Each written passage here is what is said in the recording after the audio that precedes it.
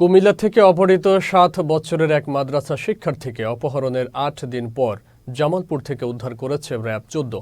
এ ঘটনায় অপহরণ চক্রের ২ সদস্যকে আটক করা হয়েছে।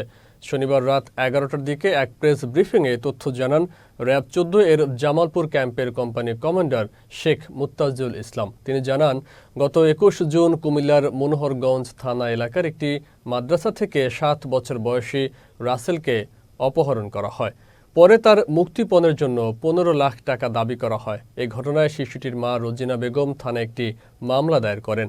অপহরণকারীরা বিভিন্ন সময়ে স্থান পরিবর্তন করে শিশুটিকে লুকিয়ে রাখে। গোপন তথ্যের ভিত্তিতে অভিযান চালিয়ে শনিবার রাতে জামালপুর সদরের ছন্টিয়া এলাকা থেকে শিশুটিকে উদ্ধার করা হয় এবং সোহেল ও ইমরান নামে ২ অপহরণকারীকে আটক করা হয়।